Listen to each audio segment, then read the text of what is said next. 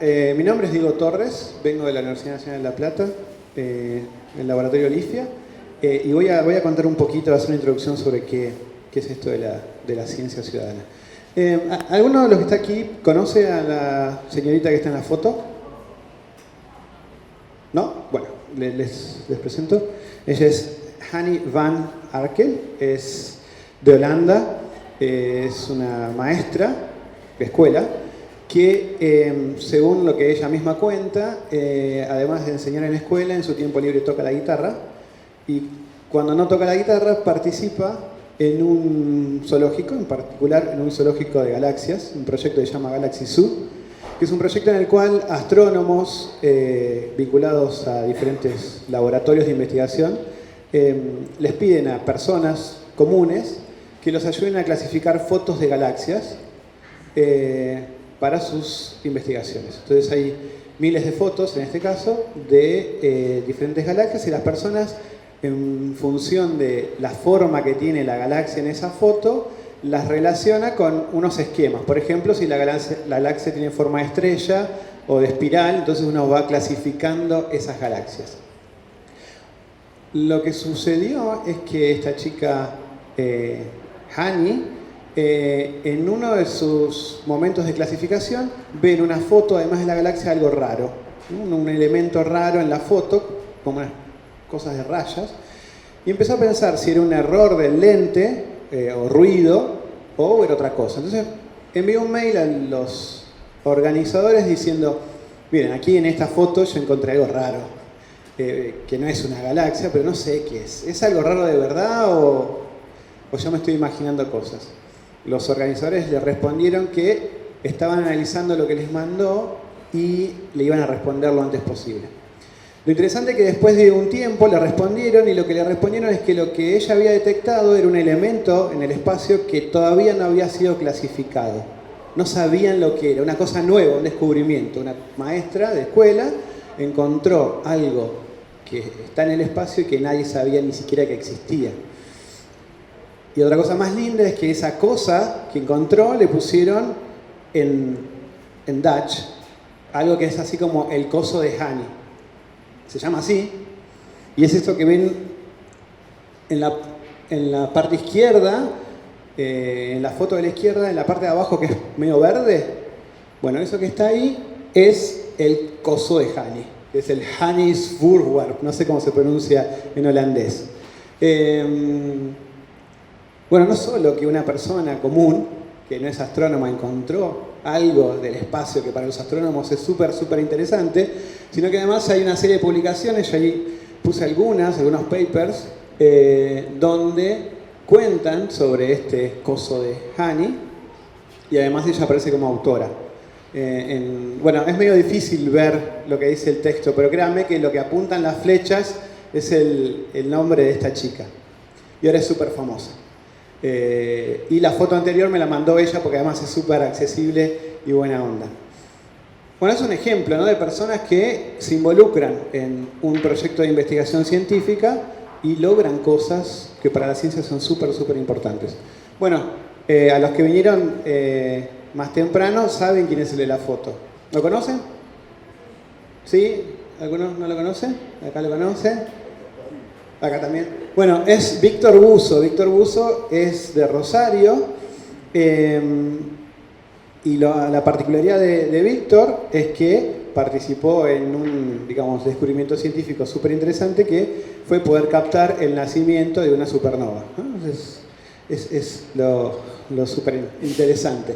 Ahí está en la foto, y en un círculo, el puntito que está dentro del círculo rojo es lo que él pudo capturar. A la derecha está el artículo en Nature, y abajo está un pedacito del resumen de ese artículo, donde dice que reportan un descubrimiento, no sé cuál es la traducción de serendipitous, pero es como una especie de azar, ¿no? Está dentro de la familia de lo casual, ¿no? Es como que estaba buscando una cosa y sin querer encontró otra superadora. Y algo que me parece muy interesante es que dice, bueno, ¿qué fue lo que descubrió? Y después dice quién. Y lo que dice en un artículo de la comunidad científica es que lo hizo un astrónomo amateur. Y a mí me parece súper importante porque Víctor, que no es parte, o por lo menos no ha hecho un recorrido en la academia, es considerado por sus pares académicos como astrónomo. Dice amateur, pero es astrónomo, ¿no? Y eso ya genera un cambio, o es un punto súper interesante que directamente en el abstract del artículo aparezca que es un astrónomo, ¿no? Es reconocido como científico. Bueno, son dos ejemplos, digamos, hay muchos ejemplos, pero uno es local, que por lo menos a mí me parece muy bonito, en el que en un proyecto científico donde se genera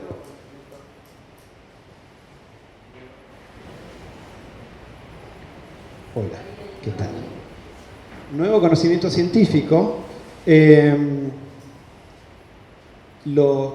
nuevo conocimiento es generado por personas por afuera de la academia. Y un poco de eso trata lo que tiene que ver con las ciencias ciudadanas, la posibilidad de que un proyecto científico invite a la participación a personas por fuera de la academia. Gracias. Entonces, bueno, acá viene qué es la ciencia ciudadana, ¿no? La ciencia ciudadana es digamos, una categoría, una forma de nombrar una serie de proyectos donde las personas que están por fuera de instituciones científicas participan de proyectos científicos. Es un término que es más o menos nuevo, pero la actividad no es nueva. Digamos, hay muchas disciplinas que incorporan este tipo de actividades donde las personas que no son académicas están dentro del proyecto científico. Yo ahí puse una nube de términos donde hay un montón de términos relacionados a la ciencia ciudadana que de alguna forma u otra también son parte de ciencia ciudadana. Es posible que muchos de ustedes empiecen a darse cuenta que las prácticas que estuvieron realizando en sus tareas de investigadores pueden estar dentro de la familia de la ciencia ciudadana. No voy a ahondar en lo que tiene que ver con la terminología, hay una discusión súper extensa sobre cuál es el término, un término muy lindo de ciencia comunitaria, pero voy a decir ciencia ciudadana porque es el que más generalizado está, ¿no? Entonces, la ciencia ciudadana en sí, es una definición que a mí me gusta mucho, describe el compromiso con los procesos científicos de personas que no están vinculadas a instituciones en ese campo de la ciencia. Yo puedo ser académico, en mi caso particular es en ciencias de la computación, participo de un proyecto sobre astronomía, en ese caso yo estoy participando desde la sociedad, digamos. Y otra cosa que es muy interesante es que la participación tiene un rango de actividades súper grande, que puede ir desde recopilar y recolectar datos en el corto plazo, es muy inmediato, hasta el uso intensivo del tiempo libre de estas personas para profundizar en temas de investigación junto con científicos y también puede ser con otros voluntarios. En esta parte lo que dice es que se involucran en el proceso, en el proyecto científico y que esa forma de involucrarse incluye o puede incluir diseñar el proyecto, definir la hipótesis, definir la pregunta científica que quiere responderse. Es un nivel de importancia dentro del proyecto que se hace totalmente horizontal con respecto a aquellos científicos y científicas que trabajamos o nos pagan para un proyecto particular. Bueno, más o menos tiene una idea sobre que son proyectos científicos en los que las personas que no son parte de ese grupo particular de investigación. Hay un montón de tipos y de proyectos que ya están en circulación. Yo puse algunos acá para que se den una idea sobre qué cosas se pueden hacer o se suelen hacer en ciencia ciudadana. Puse, por ejemplo, el ejemplo de Caza Mosquitos, que es un proyecto que lo que busca es tomar muestras de mosquitos en diferentes lugares del planeta y poder clasificarlos para saber de qué familia de mosquitos son y así poder tener un relevamiento demográfico y poder entender ciertas enfermedades en las que estos mosquitos son vectores. Después está el proyecto APIAR, que lo que busca es describir cómo es el lecho de los ríos o las lagunas en función de cuán contaminados están o qué elementos hay, y a partir de ese relevamiento que hacen las personas se va haciendo un mapa sobre cómo están los ríos, pero además a esa persona que colaboró inmediatamente le da una información sobre cuán contaminado es el lugar. Después el proyecto IBER, que lo que busca es poder fotografiar y recolectar pájaros, digamos, no recolectar pájaros, sino muestras de las fotos de los pájaros, si no, no sería tan bueno. Entonces empiezan a hacerse mapas migratorios y por entender que tal especie está en tal lugar y también aparece en otro punto del planeta. IBER es un proyecto que es mundial, tiene miles de personas que participan. Después está Hornero, que es parecido al de IBER, pero es específico sobre el pájaro, el hornero que hace la casita con barro, que ese es argentino. Galaxy Zoo, que es el ejemplo que di, de Hani, y bueno, hay muchos más, ¿no? Digamos, hay una diversidad de participación en este tipo de proyectos. También hay proyectos en los que todos los que los nombré, de alguna forma hay una aplicación móvil, hay algo digital. Hay proyectos de ciencia ciudadana que no son digitales, ¿no? Yo trabajo con uno que es sobre hacer un relevamiento sobre tiburones y no tiene nada de digital, ¿no?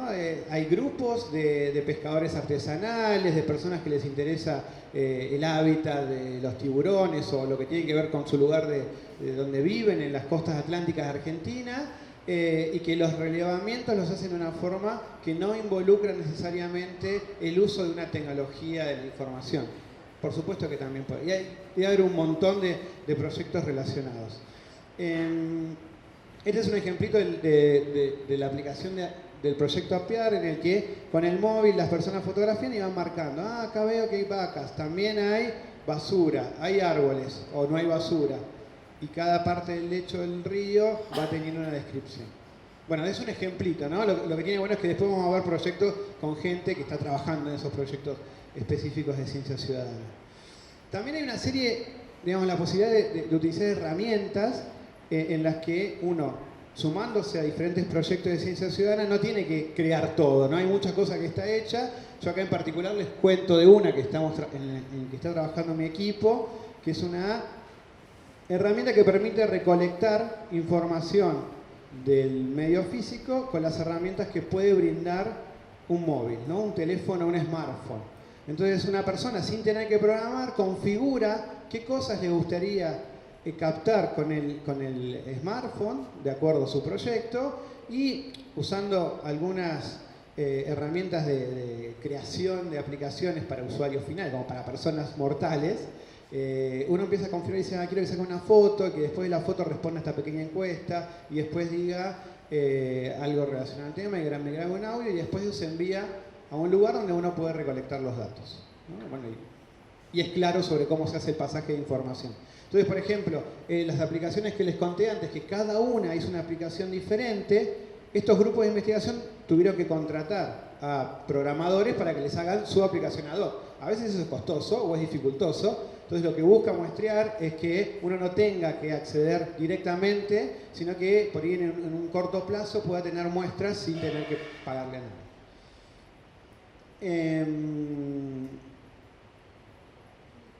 Y aquí hay la foto que me interesa es la que está arriba a la derecha, donde aparece una serie de burbujitas. Van a ver que hay una que tiene una cámara de fotos, otro que tiene una guía de información, otro que tiene un mundo. Bueno, cada uno de esos circulitos significa qué herramienta del celu uno quiere usar. Entonces, por ejemplo, la I es que va a aparecer información. Entonces uno escribe el texto que aparece ahí. Después de eso hay una cámara de fotos y dice, bueno, saca una foto sobre algo. Después lo que aparece es un mundo y dice, bueno, decime la ubicación geográfica y después termina. Entonces la persona que configuró eso arrastrando los globitos ya tiene la aplicación móvil para su proyecto. Así, medio mágico. No es mágico, pero parece. Bueno, eso fue como un pantallazo sobre lo que son o lo que pueden ser el potencial que tienen los proyectos de ciencia ciudadana. Repito, lo que buscan es agrupar esta forma de trabajo, esta metodología, donde las personas que no son necesariamente del grupo profesional o establecido de investigación, no necesariamente tiene que ser profesional, las invitamos a que participen activamente en ese proyecto. Cuanto más activo y más capacidad de decisión, por lo menos para nosotros nos parece que son proyectos más superadores, pero a veces se pueden hacer con una participación mínima. ¿Alguna pregunta hasta acá? Fui hablo medio rápido, ¿no? Ya veo que dice sí. Bueno, con esta pequeña introducción, después los chicos van a explicar un poco más sobre cómo son sus proyectos. Lo que quería hablar es qué cosas tener en cuenta para diseñar un proyecto de ciencia ciudadana. Es decir, nosotros decimos, bueno, queremos hacer un proyecto de ciencia ciudadana, me parece que en mi proyecto de investigación sería muy lindo involucrar a las personas de la comunidad. Bueno, ¿qué tengo que hacer? ¿Qué tengo que pensar? ¿No? ¿Qué cosas tengo que tener en cuenta? Entonces van a hacer una serie de tips, va a ser bastante tips, pero después si quieren la discusión podemos ahondar un poquito sobre qué cosas tener en cuenta para ese diseño de los proyectos. Lo que voy a decir es, voy a utilizar esta forma de organizar, que es como un flujo de actividades, desde pensar en el proyecto hasta lo que sería la finalización del proyecto y contar qué pasó con ese proyecto, ¿no? Hay una serie de pasos. Cada slide va a ahondar en cada uno de estos pasos, a ver qué es lo que sucede ahí. Entonces, en el que más me voy a detener es el primero, que es el antes de empezar, ¿no? ¿Qué es lo que me puede llevar a llevar a cabo un proyecto de ciencia ciudadana si es que tengo ganas de hacerlo? Entonces, la primera pregunta creo que es clave, es trascendental. Es muy probable que muchas de las personas que estén acá sean científicos y científicas o personas de la comunidad que entienden que está bueno abrir la información, las actividades que se hacen dentro de la academia a cualquier persona, ¿no? Digamos, se genera una cuestión de empatía y estos proyectos son súper tentadores, ¿no? Porque bueno, mi deseo de que mi vecino pueda participar, bueno, ya tiene nombre, ¿no? Si es que algunos ya lo estaban haciendo. Entonces la primera pregunta es súper clave, que es si ciencia ciudadana es la mejor opción. A veces nos gusta y nos forzamos a hacer un proyecto de ciencia ciudadana y después nos damos cuenta que por ahí no va para ese lado. La ciencia ciudadana no es la única forma de hacer ciencia, es una forma y, digamos, hay que encontrarle un poco la vuelta a esto. Entonces, entre las cosas que tenemos que pensar es cuál es la escala temporal o espacial que quiero cubrir, si es algo muy inmediato, en un lugar muy específico y además no es tan grande la información y las personas que participan, es medio raro que sea un proyecto de ciencia ciudadana, ¿no? Porque es algo muy puntual. Yo puedo acceder a una base de información o algo por el estilo, o gestionar el mismo equipo los datos y ya se termina. Pero hay proyectos en los que es interesante, podría abarcar un espacio geográfico muy grande, donde un equipo de 20 personas, 3 personas, les es muy engorroso. Entonces poder hacer que ese proyecto se vaya instalando en diferentes lugares de la región, eso ya empieza a tomar una idea de que puede ser un proyecto de ciencia ciudadana. Lo mismo para la cantidad de personas, ¿no? Necesito recolectar muchos datos, o necesito que muchas personas opinen sobre algo. ¿Cómo hago para convocar muchas personas? Bueno, ya la comunidad tiene muchas personas, trabajemos con ellos, ¿no?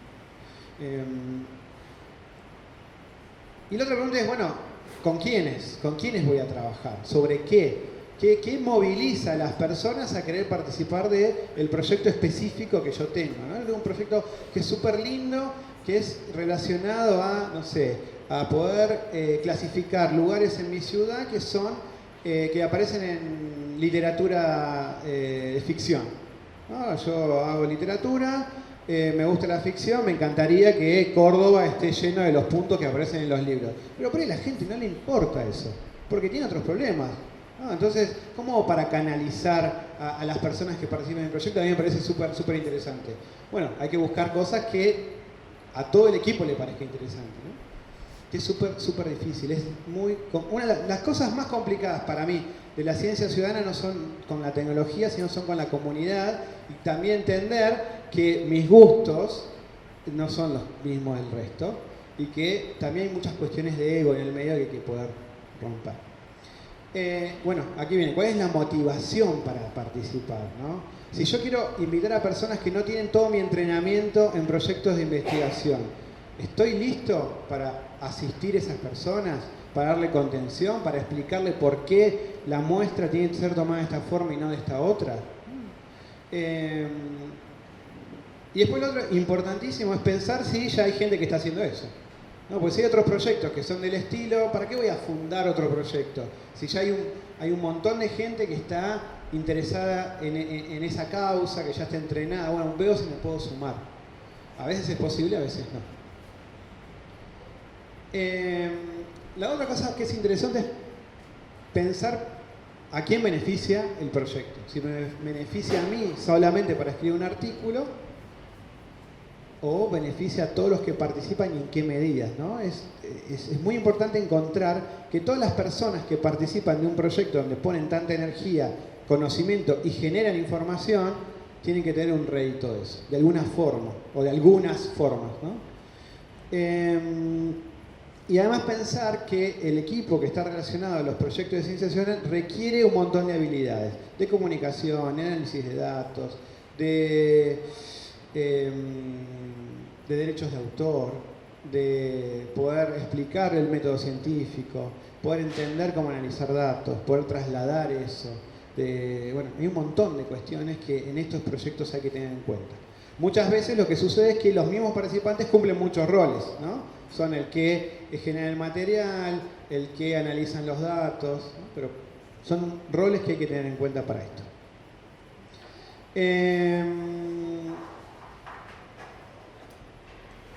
Hay que ser muy minucioso que los participantes entiendan el objetivo del proyecto.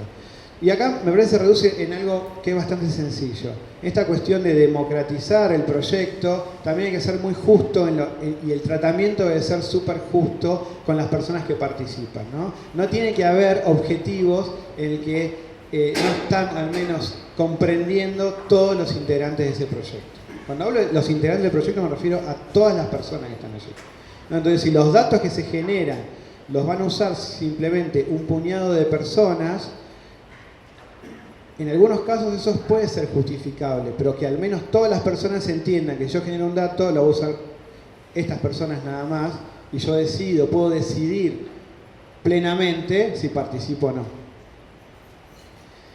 Y después lo otro interesante es que hay que generar datos que tengan ciertos niveles de calidad. Una de las cosas más importantes que tienen como resultado los proyectos de ciencia ciudadana es que generan datos que se pueden reusar, ¿no? Los pueden reusar las personas que participan en el proyecto, también las pueden reusar de otros proyectos de investigación o con otros fines. Entonces, lo que le da relevancia a este tipo de proyectos es que haya una gestión de los datos que brinde datos de calidad. Vamos a ver qué pasa con eso. Y por último, relacionado a cómo arrancar y cómo pensar estos proyectos, podemos pensar que se pueden dividir en tres familias de proyectos con un montón de grises entre medio, ¿no? Los contributivos, se llaman contributivos a los que son diseñados completamente por los profesionales. ¿A qué me refiero con profesionales? En este caso serían las personas del núcleo impulsor que por lo general, en ciertos contextos, son del equipo académico. No necesariamente es así, pero es una pequeña forma de diferenciar a los actores que puede haber en un proyecto de ciencia ciudadana. Entonces hay un grupo de personas que está interesado y promueve ese proyecto y define cómo son los pasos, y la comunidad que participa en la recolección y el análisis, ¿no? Ya se define cómo es el protocolo de muestra, se define cuál es el alcance del proyecto, se define todo, lo define un grupo en este caso de profesionales, e invita a la comunidad en estas actividades nada más, ¿no? Después hay otros que son un poquito más horizontales, que son los colaborativos, donde el diseño es de los profesionales, pero la comunidad participa en la toma de decisiones de los otros pasos, ¿no? Es que como el objetivo de investigación es todo lo que sigue después sobre cómo se toma la muestra, cómo se analiza, puede la comunidad, digamos, definir qué es lo que se quiere hacer ahí. Tiene voz y voto, ¿no? Entonces ahí empiezan a haber una negociación o una democratización del proyecto en sí. Y por último, los más ambiciosos y por lo menos para mí los más interesantes, son los co-creados, donde todo el grupo de personas que participan en ese proyecto define todo el proyecto en sí y lo diseña en su totalidad, ¿no? Discuten cuáles son los objetivos, cuáles son las hipótesis, cómo va a ser la forma de obtener muestras, cómo se van a analizar los datos, de quiénes son los datos, hasta dónde llega, qué se puede hacer. Todo lo que tiene que ver, todo lo que atraviese el proyecto, que es lo que estamos viendo ahora, se decide entre muchas personas, entre todos los que participan. Estos serían los más horizontales que se pueden establecer. Digamos, estas categorías, en el medio siempre hay un montón de grises, y uno va haciendo muchas veces como puede, ¿no? Es probable que uno arranque con los más contributivos y a medida que va conociendo a las personas empieza a mutar a los otros, ¿no? Es un proceso que también es de mucho aprendizaje, pero por lo menos para tener en la cabeza más o menos para qué lado tira cada proyecto. Bueno, un poquito más rápido, ¿no? Sobre los primeros pasos. Pensar en cómo definir el equipo, ¿no? Cuanto más plural es el equipo, más interesantes van a ser los resultados que se obtengan de ese proyecto. Eso tiene un montón de desafíos. Cuanto más actores y más diferentes son los actores, es más difícil interactuar, articular, porque cada uno tiene sus lenguajes, sus desafíos, sus concepciones del objetivo pueden cambiar drásticamente, ¿no? Pensamos que todos estamos de acuerdo en algo, pero estamos de acuerdo pensándolo de una forma diferente. Entonces cuando empiezan a aparecer los resultados, por ahí es demasiado tarde porque los resultados conformaron un grupito nada más. Ah, yo trabajé todo esto, pero lo que tengo acá no me sirve, no era lo que me habían dicho. También, bueno, en esto es muy importante identificar a quiénes van a ser los participantes, porque tenemos que generar una comunidad en torno a eso y sobre cómo van a ser las formas de comunicar la intención del proyecto, del objetivo, sobre cómo vamos a describir y escribir los resultados, ¿no? ¿En qué lenguaje lo hacemos? Nosotros, en mi caso, que estoy en la academia, estoy acostumbrado a que los artículos los escribo para pares, o en mi caso para otros informáticos. Acá lo que escribimos, ¿qué nivel de accesibilidad tiene? ¿En qué lenguaje lo hacemos? ¿No? Yo trabajo con campesinos, ¿no? ¿En qué lo escribo? ¿No? ¿Cómo? ¿Qué decido de eso? ¿Hago una versión? ¿Hago dos versiones? ¿Hago muchas versiones? ¿Sintetizo la información? ¿La hacemos entre todos? Bueno, eso es súper importante. Hay que pensar cuándo finaliza y cuándo tengo los datos, porque eso también le da una perspectiva a los que participan de entender en qué momento del proyecto están, ¿no? Yo estoy ayudando a recolectar información. ¿Hasta cuándo lo hago? ¿Cuándo le voy a reclamar al que organizó qué datos se obtuvieron, qué resultados hubo? Entonces, una vez que decidimos que es un proyecto de ciencia ciudadana, tenemos que pensar en estas cositas. Luego de haber discutido un poco de esto,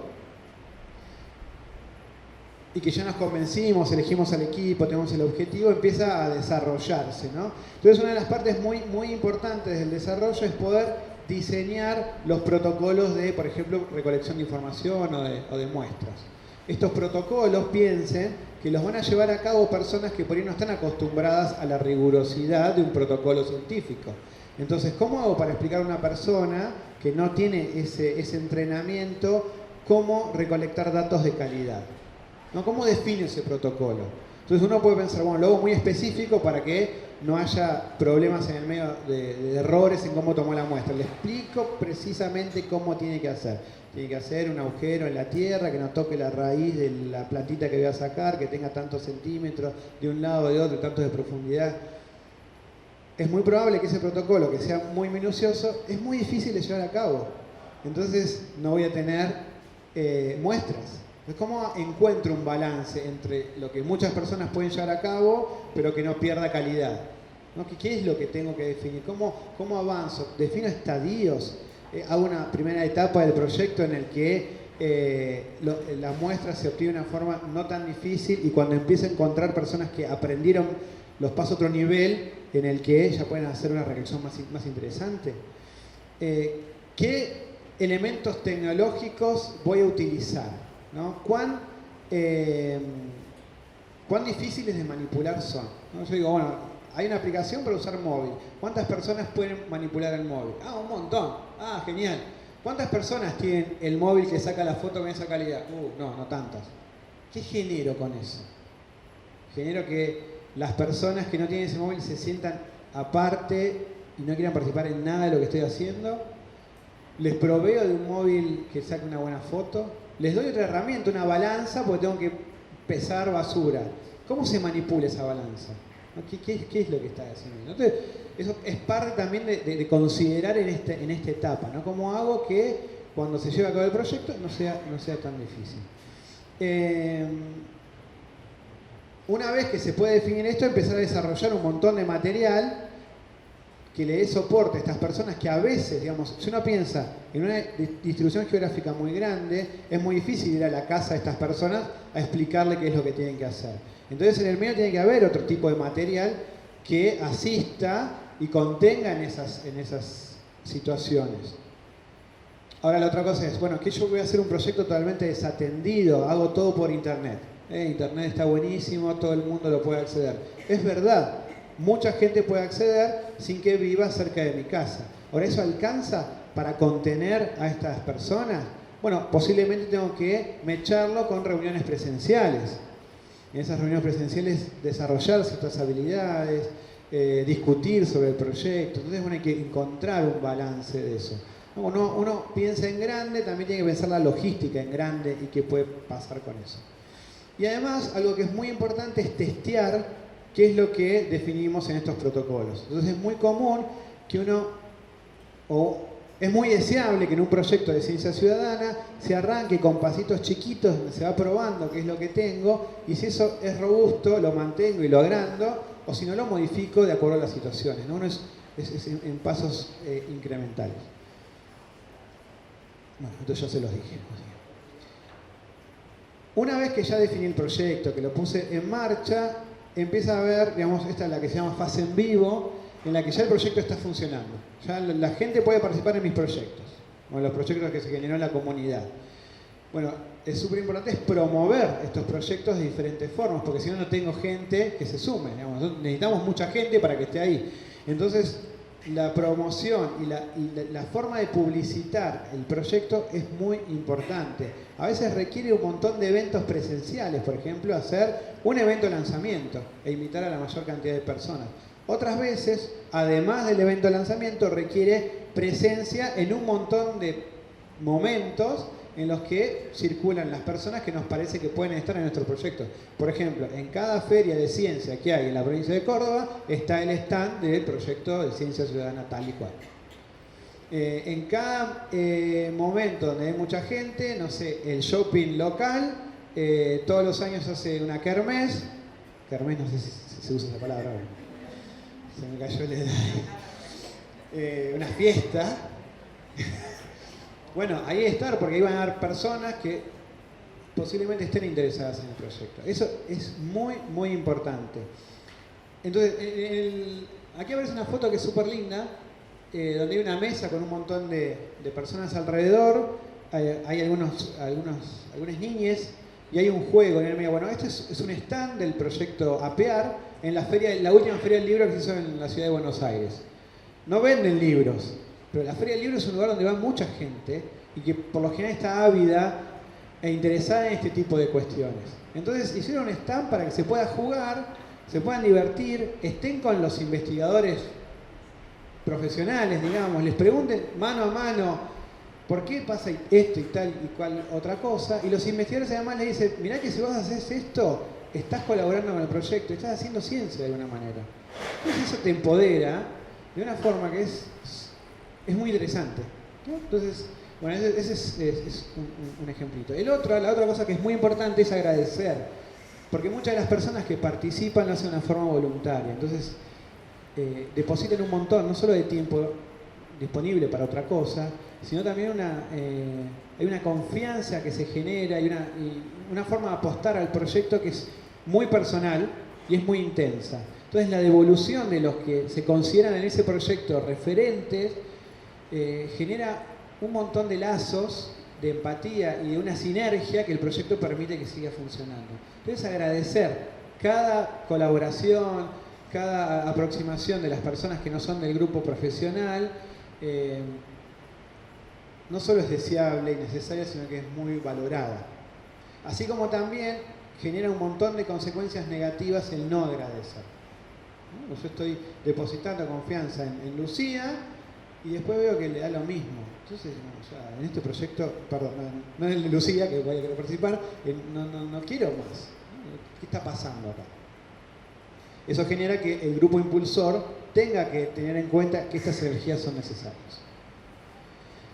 Y después en la fase final, digamos, podemos pensar en la que ya hay resultados y hay que empezar a dar cuenta de esos resultados, de estos reportes, ¿no? Entonces es muy importante planificar sobre cómo se van a hacer esos reportes, sobre qué se considera autoría de la información que está allí. Yo participo en un proyecto de recolección de fotos sobre aves, yo generé un pedacito de información y yo soy autor de ese pedacito de información, ¿no? Entonces ahí empieza a ver cómo se genera la autoría de este tipo de proyectos donde hay colaboración. Entonces, hay una forma de pensar la autoría que es por cada elemento, pero también una forma un poco más interesante que es pensar que la autoría es colectiva. ¿Qué significa autoría colectiva? Bueno, no sé si está tan definido, pero en principio pensar que todos los datos que se están generando en este proyecto de información, de este proyecto de investigación, perdón, a todos los que participamos, en principio nos pertenece como autores.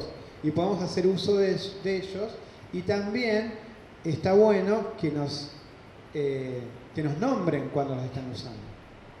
Así como a nosotros nos gusta que en un artículo, cuando se usa el artículo, se cite a todos los autores del artículo, bueno, si los datos tienen autores, tienen que estar referenciados de una manera. Una cuestión que la apropiación se hace explícita, ¿no? Y también hace que las personas realmente con algo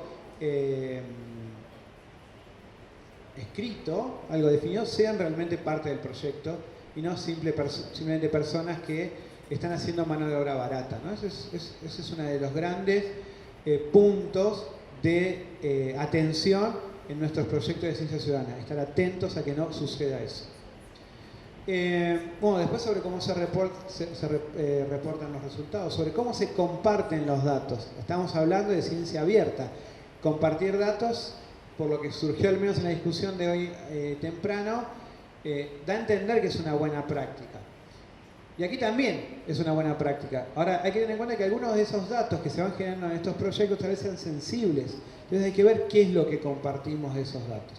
Uno de los proyectos que al final no expliqué en demasía es un proyecto sobre polinización, ¿no? Entonces lo que hacían en ese proyecto era que las personas plantaran un girasol en el jardín de sus casas con ciertas características y cada tantos días se pongan 2 minutos a mirar el girasol y contaran cuántas abejas se posaban, ¿no? Y después dijeran 3. Bueno, ahí parece que no hay nada sensible, pero hay una cosa que es súper sensible, es que cada uno está dando la ubicación de su jardín y a qué hora estuvo en su jardín, ¿no? Es algo que hay que tener en cuenta. Entonces, ¿cómo comparto esa información? ¿Cómo abro para el mundo la información de los jardines de las personas? Bueno, hay que pensar en formas de hacer eso. Hay una serie de alternativas para este tipo de cuestiones, ¿no? Pero hay que tener en cuenta qué significa esto, que comparto datos que se crearon entre muchas personas y que tal vez involucra información de esas personas. Lo mismo con los datos del celular, cómo viajan esos datos, qué información estoy dando yo de mi persona que no quiero que se comparta, o cuáles de esos datos que por ahí no son directamente sensibles, pero que tienen cierta precaución, tal vez hay que hacerlos explícitos. Mire que si usted participa, esto y esto va a pasar. ¿Está de acuerdo? ¿Sabe lo que significa esta consecuencia? Si nos aseguramos de todo eso, la persona que participa lo hace en una plena conciencia de lo que está haciendo y está bueno. Y siempre tratar de evaluar y maximizar aquello que aprendemos, ¿no? ¿Qué es lo que surge de esto? ¿Qué desafíos hemos tenido? Digamos, por lo general uno aprende un montón de cosas para mejorar el siguiente proyecto o en la siguiente etapa del proyecto de ciencia ciudadana. Bueno, cada uno de estas cajitas son un desafío en sí, ¿no? Pero más o menos para tenerlos en mente sobre lo que había en el medio. Bueno, hay que ver también sobre cómo se curan los datos, cómo se genera calidad, una serie de cosas sobre esos reportes. Para finalizar, después vuelvo a mi información. Algo que me parece que es súper interesante son los 10 principios de ciencia ciudadana que se definieron en la Asociación Europea de Ciencia Ciudadana, donde vamos a ver los 5 primeros, son 10. Los invito a que después los miren, pero es una buena forma de chequear por qué camino vamos en los proyectos. El primero dice, los proyectos de ciencia ciudadana involucran activamente a los y las ciudadanas en tareas científicas que generan nuevo conocimiento o una mejor comprensión. Ya está diciendo a dónde va el proyecto. Los proyectos de ciencia ciudadana producen un resultado científico nuevo. A veces ese resultado son los datos en sí. Tanto los científicos y científicas profesionales como las científicas ciudadanas se benefician de la participación. De nuevo, está haciendo más horizontal el resultado, ¿no? Y el beneficio. Tiene que beneficiarse todos acá. Los y las ciudadanas científicas pueden, si lo desean, participar en múltiples etapas del proceso científico. No es obligatorio, pero si lo desean lo pueden hacer. Y los y las científicas ciudadanas deben recibir información del proyecto en todo momento. Bueno, faltan 5 más, que se los dejo para que los vean, pero fíjense que los principios buscan sobre cómo debe ser el trato con las personas que no participan tan activamente, que no son parte del núcleo impulsor del proyecto en sí. Me parece que con esto, en agenda, uno puede mejorar un montón cada uno de sus proyectos. En mi experiencia, uno lo que termina haciendo es, los primeros proyectos los hace como le sale, con la mejor buena intención, y a medida que se va involucrando empieza a encontrar mejoras por un lado, mejoras para el otro. Digamos, que esto no les dé miedo a involucrarse, pero sí tengan en cuenta en qué aspectos estar atentos para poder hacer aún más productivos esos proyectos de ciencia ciudadana. Bueno, aquí finalizo. Yo trabajo en un grupo de investigación dentro del laboratorio LIFIA de la Universidad Nacional de La Plata, que se llama Cientópolis. Es una plataforma de discusión e investigación sobre ciencia abierta y ciencia ciudadana. Desde hace poquito somos parte de una red, de la Red Iberoamericana de Ciencia Participativa. Es una red que está formando en Iberoamérica, pero digamos, lo que tiene interesante es que hay muchísimos países de América Latina en los que hay muchos grupos que hacen ciencia ciudadana y se reconocen como que hacen ciencia ciudadana, que no estábamos vinculados. En Europa hay una asociación, en Estados Unidos también, en Australia, en Asia, hay asociaciones más consolidadas. Esta está arrancando ahora. Así que está súper bueno que aquellos que ya tengan proyectos que de alguna forma se reconozcan como prácticas de ciencia ciudadana, más allá del nombre que hayan elegido, se acerquen para poder trabajar y seguir definiendo cosas que tengan que ver más con la territorialidad. Un ejemplo, ahora estamos discutiendo si los 10 principios de ciencia ciudadana que se definieron en Europa encajan a la perfección en América Latina o tenemos que hacer ajustes, ¿no? Bueno, muchísimas gracias. Bueno, ahora seguimos con las presentaciones de los proyectos vinculados a la ciencia ciudadana de Córdoba. Va a comenzar Lucas Enrico. Lucas es doctor en ciencias biológicas, es profesor adjunto de la Universidad Nacional de Córdoba y es investigador asistente de CONICET en el área de ecología.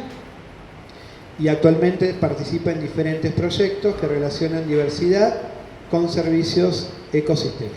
Bien, Lucas, todo. Bueno, muchas gracias por la invitación, en primer lugar. Les voy a contar algo que hemos realizado como grupo de investigación desde hace algo más de 10 años. Este es un proyecto que se titula Valoración y Manejo de los Ecosistemas, un enfoque multiactoral e interdisciplinario. Y lo primero que es importante destacar es que no fue este proyecto concebido como un proyecto de ciencia ciudadana. Es una de las dudas que yo tenía un poco con los chicos cuando nos convocaron a participar acá, es que esto no se originó como un proyecto de ciencia ciudadana, pero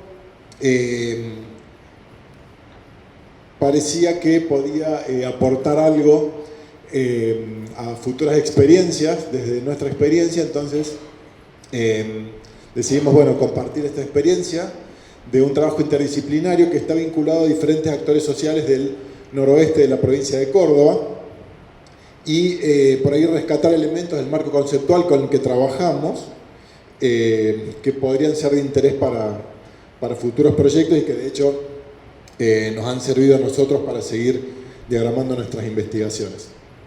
El marco conceptual donde se ubicaba nuestro proyecto básicamente era nosotros como biólogos, como ecólogos, estábamos situados en una mitad de un sistema que es un sistema socioecológico, pero siempre veníamos muy focalizados en estudiar la dinámica de los ecosistemas, ver los procesos que ocurrían en los diferentes ecosistemas y cómo el uso del suelo influenciaba sobre estos procesos. Obviamente los diferentes tipos de uso del suelo están relacionados con un sistema social y socioeconómico que a partir de diferentes estrategias o diferentes capacidades de capital de diferentes actores sociales influyen de una u otra manera sobre nuestros sistemas ecológicos.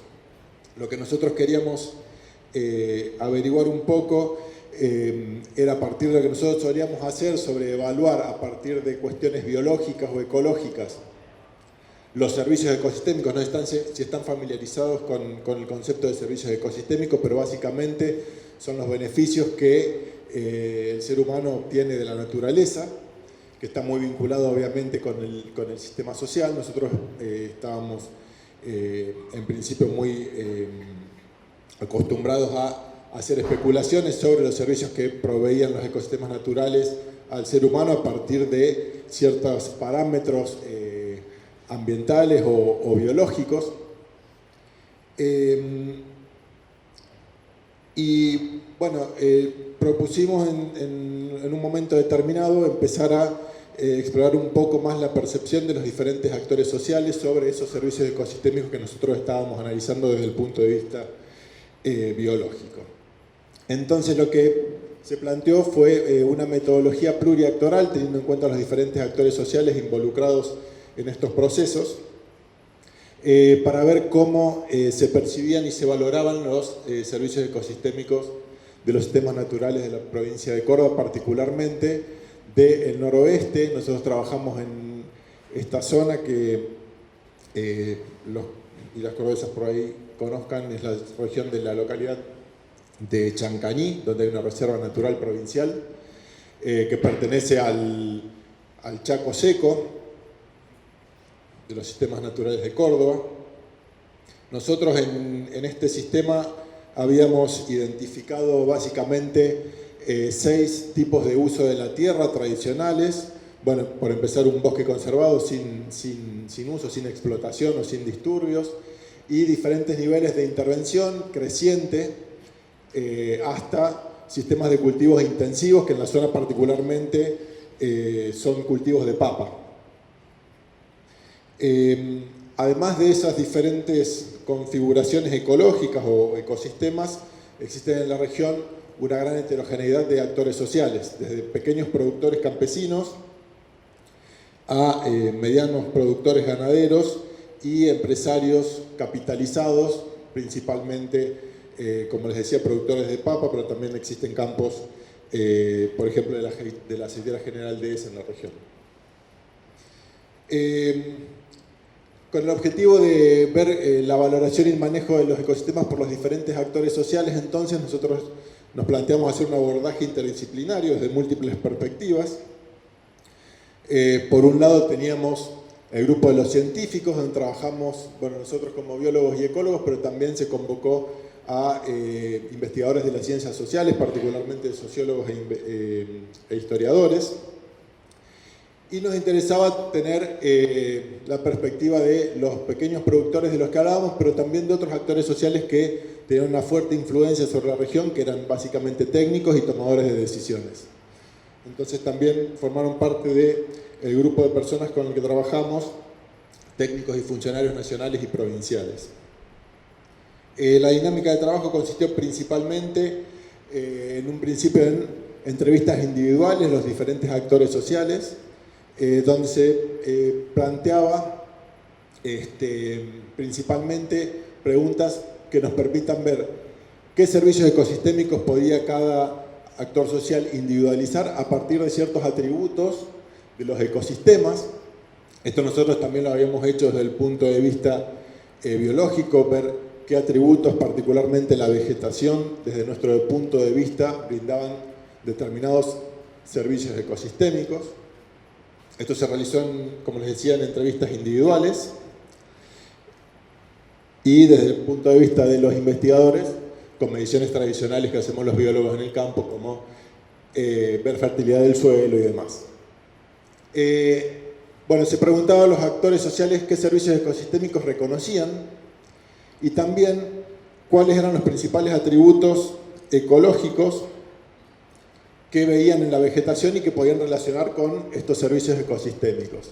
Entonces, algunas cosas que ellos veían era, por ejemplo, que podían obtener de los sistemas postes para los alambrados, lo que nosotros llamaríamos materiales de construcción, probablemente, y que para obtener esos postes de los sistemas naturales había algunos atributos de la vegetación que eran importantes, por ejemplo, que las ramas de los árboles sean rectas o que sean maderas duras, que ellos veían con una característica que es que el centro del leño tenga un corazón rojo, intenso, ¿sí? Eso es una señal, un indicador de maderas duras en principio.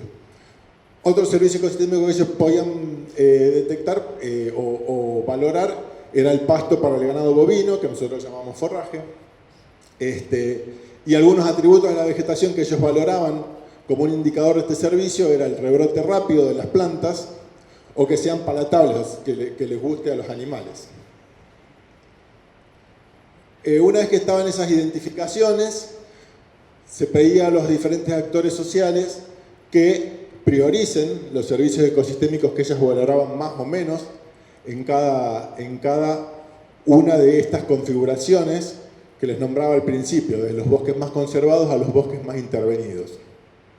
Entonces había un ranking en principio de lo que más les interesaba de un sistema o de otro, y después ver desde el punto de vista de cada actor social qué tipo de bosque era para ellos más importante para garantizar esos servicios ecosistémicos prioritarios. Una vez que estuvieron hechas las entrevistas individuales, se trabajó después en grupos focales, que era incorporar en reuniones a todos los actores sociales de un grupo. A partir de ahí se realizaron discusiones donde se presentó a cada grupo de actores sociales las conclusiones de las entrevistas individuales. Entonces ahí hubo un proceso de rediscusión de esas percepciones, de esos datos que cada uno de ellos había expresado de manera individual.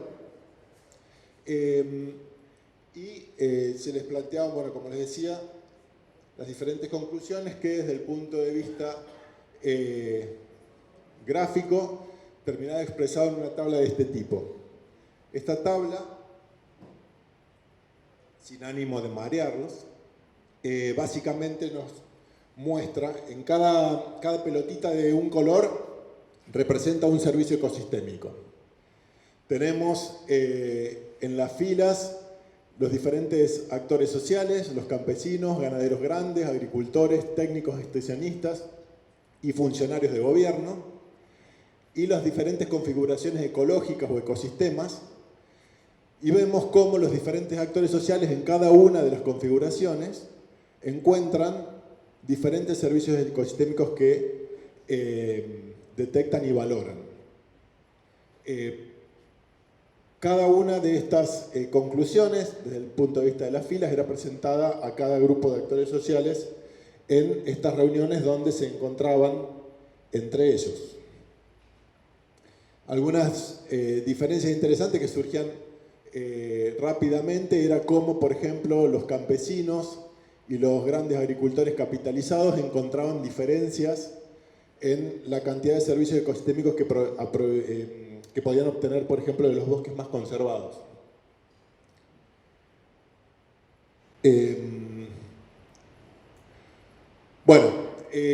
A partir de estos primeros resultados, una pregunta que surgiera cómo se podía confrontar la forma de entender la realidad de los diferentes actores sociales con la nuestra. Como les decía, una primera forma fue estos talleres monoactorales donde se presentaron los resultados a cada uno de los grupos. Entonces nos reunimos primero con los pequeños campesinos, después con los productores ganaderos, con los técnicos y con los funcionarios de gobierno, donde discutimos los resultados que habíamos obtenido de las entrevistas, comparamos las diferentes perspectivas y también presentamos las conclusiones de nuestros trabajos aburridos de ecólogos, ¿no? Con las cuantificaciones desde el punto de vista biológico que nosotros habíamos detectado a partir de nuestras mediciones. Bueno, talleres con muchas discusiones. Estos talleres monoactorales eran una primera instancia de devolución o de discusión acerca del aporte que los diferentes actores sociales habían realizado para el proyecto. Nos interesaba particularmente hacer comparaciones entre lo que ellos habían valorado y los rankings de prioridades que habían establecido con la percepción o las mediciones nuestras como investigadores. Se dieron discusiones muy lindas en este sentido. Nos dimos cuenta muchas veces de cosas bastante obvias, de cómo lo que cuesta mucho medir en muchos casos ya es percibido con anterioridad por los habitantes tradicionales y de maneras mucho más simples, con indicadores mucho más simples. Y también lo que permitió este tipo de dinámica fue empezar a observar por dónde venían algunas tensiones a nivel social en la comunidad entre diferentes actores sociales. Como por ejemplo las valoraciones diferenciales que se hacían de un sistema o de otro a partir de pertenecer a un grupo u otro. En el caso por ejemplo, vemos cómo los pequeños productores que dependen de muchos servicios que brindan los sistemas de bosque más conservados, debido a que tienen estrategias productivas muy diversificadas, no entran en conflictos desde el punto de vista de la valoración con respecto a los grandes productores agrícolas, que también valoran los sistemas más conservados como importantes. En este caso, lo que está marcado hacia arriba habla de la fertilidad del suelo. Lo que sí veíamos es que en realidad los pequeños productores valoran el bosque conservado porque a partir de ahí obtienen directamente su sustento, mientras que los grandes productores ven al bosque conservado como una garantía de fertilidad del suelo a futuro, ¿sí? Como un banco productor de fertilidad de suelos. Entonces este tipo de cuestiones eran muy interesantes. Bueno, los talleres terminaban con cierres, con discusiones y con evaluaciones sobre el éxito de la metodología, donde los actores también opinaban sobre las conclusiones y sobre la dinámica, ¿no? Sobre cómo habían percibido el proceso y qué planteaban ellos para poder mejorarlo. Terminaba finalmente esta actividad con un taller de síntesis multiactoral, donde se reunía a los diferentes actores sociales. En particular se seleccionaban a los identificados como expertos dentro de cada grupo o de cada grupo de actores sociales, ¿sí? Y bueno, se hacía una puesta en común de los resultados, donde se intentaba generar una interacción entre los diferentes actores sociales, junto con nosotros los investigadores de la academia, con el objetivo de reconocer y discutir las diferencias en estas percepciones.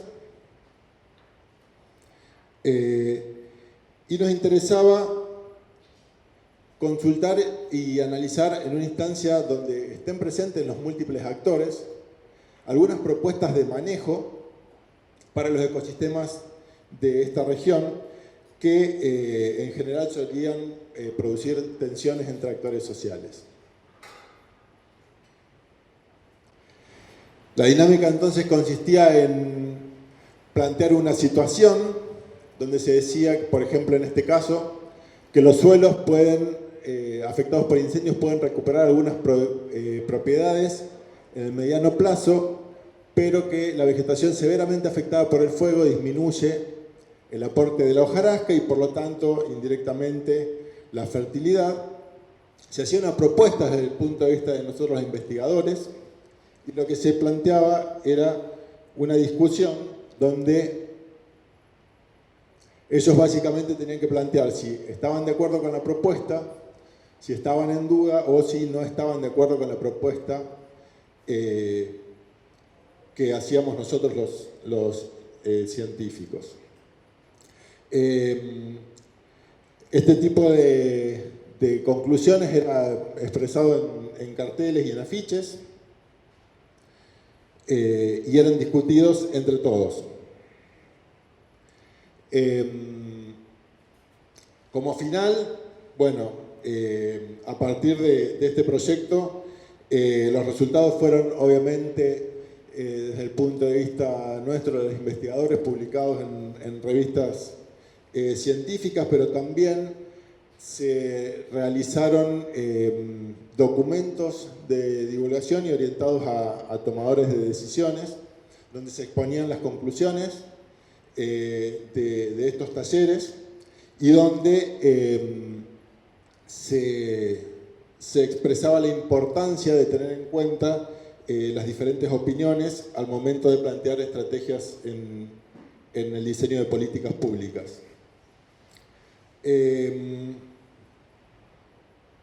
Con respecto a el empoderamiento que nosotros podíamos ver sobre algunos sectores o algunos grupos a partir de esta experiencia,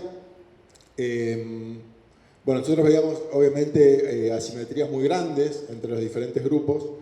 Lo que consideramos es que los grupos de pequeños productores que siempre tienen menor acceso no solo a información científica, que por ahí no es relevante, pero sí desde el punto de vista del poder de lobby, por ejemplo, al momento de discutir estrategias o políticas de gobierno. Creemos que se vieron muy fortalecidos, que tuvieron posibilidades de discutir con otros actores sociales con los que normalmente se producen este tipo de tensiones de las que hablábamos, pero también con autoridades de gobierno.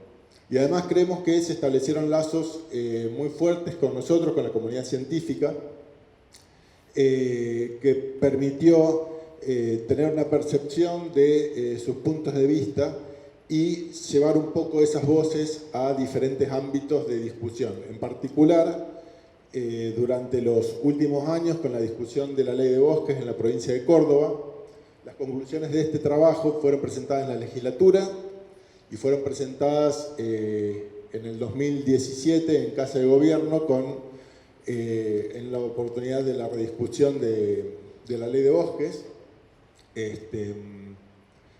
Y básicamente lo que se planteó ahí es ver al momento de diseñar el mapa de uso de la tierra en la provincia y las regiones que ustedes conocen en rojo, en amarillo y en verde,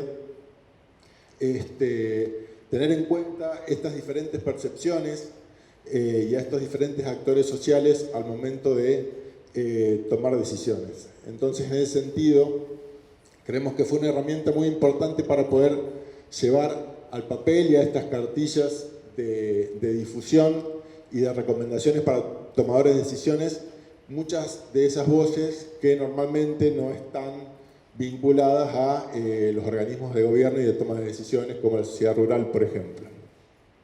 Como perspectivas y desafíos a futuro,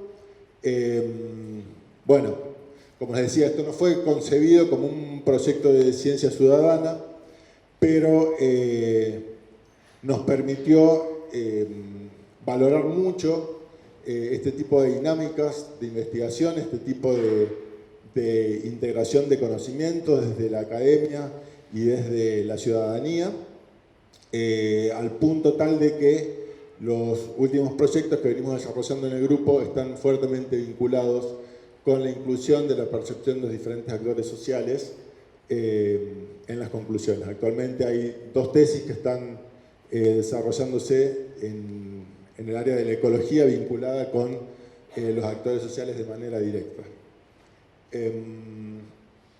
Bueno, eso sería un poco la explicación. Bueno, vamos a seguir ahora con Lucía Elizabeth Arena. Ella es doctora en física, investigadora en física del hielo en el grupo Física de la Atmósfera de la FAMAF y es responsable del equipo Granizo Córdoba y de equipos interdisciplinarios de innovación educativa y de tecnoinnovación en biofísica. Lucía. Bueno, muchas gracias por la invitación. Realmente es un placer estar en un congreso de estas características y hablando de ciencia ciudadana. Contarles, nuestro proyecto es un proyecto piloto muy pequeñito, que es el que está arriba en la lista de cosecheros de granizos. Vamos a estar contándoles nuestra experiencia junto con 4 proyectos que tienen una envergadura en tiempo de desarrollo mucho más importante que el nuestro, que ha tenido una mini campaña en los últimos meses del año pasado, y ahí se gestó y ahí está funcionando. De cualquier manera, ahora nos contó Diego sobre lo que es ciencia ciudadana, estamos todos interiorizados de eso. Yo quería contarles que consideraba que la ciencia ciudadana era esto que se ha hablado mucho, un trabajo absolutamente colaborativo que tiene que generar promoción del conocimiento en todos los miembros del equipo de trabajo, y es eso lo que uno tendría que tendría que lograr con un objetivo siempre, una finalidad que sería la de mejorar la calidad de vida. Es una concepción muy sencilla, me parece, pero que pinta un poco lo que nosotros queremos hacer si hablamos de un proyecto de ciencia ciudadana. Los roles de los ciudadanos van de todos los sentidos, y cuando digo ciudadanos son todos, los científicos, las personas, los vecinos que participan en el proyecto y demás. Hay voluntarios, como son los vecinos y ciudadanos participantes, hay investigadores que son con distintas roles a su vez, funcionarios públicos y organizaciones de distintos tipos que también cumplen roles muy importantes en este tipo de proyectos. Como nos contó Diego, los proyectos pueden ser de distintos tipos, desde un simple registro de datos que no termina siendo simple, va a ser muy importante, ya les voy a dar algún ejemplo de lo que nos pasó con cosecheros de granizo, hasta proyectos que son co-creados. ¿Y por qué queremos ciencia ciudadana? ¿Por qué queremos un proyecto de ciencia ciudadana? Los científicos por ahí lo tenemos bastante claro, pero ¿por qué son importantes? Y allí tiene que haber dos siempre necesidades, una de la ciencia y otra vinculada a la sociedad, específicamente a nuestros ciudadanos. Entonces, desde un aspecto científico, en particular los que tienen que ver con el ambiente, generalmente están vinculadas al territorio al que se van a desarrollar. Son espacios muy, muy grandes, por ejemplo, para el caso de cosecheros de granizo, ya se están imaginando, tienen que ver con los granizos, las tormentas severas que se producen en Córdoba. Entonces uno necesita tener registro de datos en eso, en una zona de territorio amplio. Esa es una de las características, Diego también nos contó esto. Las otras de las características importantes tienen que ver con el tiempo. Si vamos a estudiar cosas vinculadas al ambiente, al clima, a la hidrología, como nos va a contar Marcelo, implican estudios de tiempos muy largos. Si hablo de clima, menos de 30 años no puedo tener un registro válido. Entonces, son dos características. Y la otra, que tiene que ver más con las cuentas que hacemos científicamente, es estadística. Necesitamos datos en cantidad para poder hacer un estudio concienzudo. Estoy tomando algunos aspectos, ¿no? Hay muchos más y esto no es taxativo ni determinante, solamente estoy tomando algunos aspectos para empezar a charlar del tema. Y decía, un aspecto tenía que ver con lo puramente científico, con la ciencia, y el otro con lo social. Y allí hay problemas, por ejemplo, que nosotros atendemos a veces desde los fenómenos naturales severos, que tiene que ver con la seguridad o con la producción agrícola ganadera, que se ve afectada por este tipo de cosas. Y lo que es seguro que está sustentando todo esto es el conocimiento, no solamente, como decíamos antes, del avance científico, sino el conocimiento en general de la sociedad, que se ve beneficiada por programas como estos. Los proyectos de ciencia ciudadana, ayer y hoy, yo soy bastante vieja, entonces hace 30 años yo hacía proyectos de ciencia ciudadana, pero que no se notaban como tales, porque mandaba cartas a las escuelas rurales y ellos tenían centrales meteorológicas rudimentarísimas, 2 termómetros con los que se medía con los que se medía temperatura de bulbo húmedo, temperatura y humedad, y entonces con eso, más los registros de granizo, me mandaban una encuestita y cada tanto me llegaba una encuesta que decía: en nuestra escuela cayó tanta cantidad de granizo el día tal, con el horario, con todas las características que nos podían dar. E íbamos haciendo un mapeo de algunas tormentas severas. Claramente, la cantidad de cartas que recibíamos, la cantidad de datos que recibíamos eran muy pocos. Yo era estudiante en esa época, les cuento. Pero bueno, el punto interesante es que es una necesidad que tenemos desde el aspecto científico desde toda la vida, no es de ahora. ¿Qué es lo que hace el cambio fundamentalmente? La multimedia. Todos los recursos multimedia que tenemos son los que nos permiten cambiar y pensar en un programa de ciencia ciudadana como los que estamos planteando. Eso en cuanto al espacio. En cuanto al tiempo, claramente la respuesta de una carta por correo postal era de varios días, y si era en un pueblo recóndito era mucho más que muchos días, y hoy es inmediata y los resultados se dan en tiempo real. Por ejemplo, para los casos hidrológicos son fundamentales. Y por otro lado, el financiamiento. Generalmente es un problema que tenemos, y es muy importante que hoy se esté planteando en términos generales a nivel gubernamental, porque hay un cambio de la postura del ciudadano no profesional, por ponerle algún nombre, ese vecino, que tiene un rol importantísimo, conoce mucho de la zona, tiene saberes, como nos contaba recién Lucas, que son muy valiosos, no solamente para sostener el lugar en el que está, sino también para interactuar con el científico y nosotros aprender mucho del ciudadano. Entonces, el cambio de postura, me parece, de pensar al ciudadano o al vecino es importante. Y por otro lado, que hay mucha cantidad de recursos a veces que en ámbitos gubernamentales que a veces no se adecuan a las necesidades actuales. A veces no hacen falta fondos legítimos, sino que es una adecuación de recursos. Ya les voy a contar algunos ejemplos que hemos usado nosotros, creo, que con pocos fondos. Un ejemplo es este, en el caso de, tomé 3 de los proyectos que estábamos contando hoy, que son Mateo, Cazadores de Crecidas y Cosecheros de Granizo. Son 3 proyectos que son del tipo contributivo, en donde las personas les pedimos a los vecinos que nos envíen información. Y entonces, ¿qué rol cumple el ciudadano? ¿Qué cosas hace el ciudadano? Bueno, adquiere nuevos conocimientos y habilidades. Por ejemplo, en Cosecheros, ya les voy a contar, tienen que medir, por ejemplo. En el caso de, por lo tanto, tendrán que tener algún sentido de alguna metodología científica, aunque sea la más rudimentaria, pero tiene que estar. Participa ejerciendo sus derechos y responsabilidades, y allí eso tiene que ver con el cuidado del ambiente, con protegerse a sí mismos. O sea, tienen que aprender sobre la protección para poder tomar datos de granizo. Por ejemplo, uno no puede ir a fotografiar la granizada mientras está cayendo el granizo. Eso implica haber leído algún protocolo de medición. El solo hecho de conceptuar un protocolo ya es un aprendizaje, aunque no lo ponga en práctica. Entonces, hay muchísimos aprendizajes involucrados en esto de hacer ciencia ciudadana, en involucrarse en un programa de ciencia ciudadana. Y, por supuesto, lo que siempre queremos, que es aportar valor a la investigación. Les cuento un poco de Cosecheros de Granizos, específicamente. Córdoba está inmersa en uno de las zonas del país y del mundo que tiene las tormentas más severas. Supongo que la mayoría escuchó de los cazatormentas que tuvimos el año pasado, el programa Relámpago. ¿Por qué son tormentas severas? Por varios aspectos. En cuanto a descargas eléctricas, son las más severas del mundo. O sea, en toda la Tierra, las descargas eléctricas que tenemos en un corredor que pasa por la zona centro-sur de Córdoba son las más severas del mundo. En cuanto a descargas eléctricas, por eso hay que cuidarse de las descargas. Gracias.